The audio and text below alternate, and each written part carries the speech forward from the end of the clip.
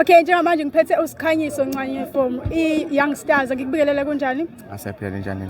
Ngiyaphila. Njengoba ukwazile ukuthi ube man of the match uzizwa njani? Ngijabule kakhulu. But ke bengeke ngibe man of the match kuba amajita labedlala nawo awekho yabo. Sizanile kakhulu namajita. Wona ngiphushile ukuze ngibe la.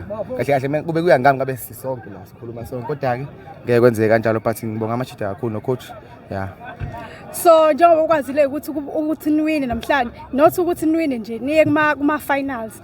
Leyo nto leyo isho okunjani kuwena? Uzizwa unjani ngalokho? Isho likhulu kakhulu. Dala siprepare lento le. So ngicabanga ukuthi amajita siyadeserve ukuthi sifike la sifike khona because sidiscuss zama singalungi but manje ngiyathemba ukuthi kuzolunga. Okay, manje iziphi izinto lapho mhlawumbe oyibonile ukuthi kumele nilungise before niye kuma finals? I think spinika too much. Yeah, spinika too much. Bonile umemeza lapha. Spinika too much. Okay, mongase uqhathanisa imidlalo enike nidlale njengoba nake nawina nani before. Yini nje mhlawumbe ungachaza uthini mhlawumbe? I don't think ukhona umehluko. Ama game aso approach ngendlela efanayo yonke. Each and every game ifinal ekuthini.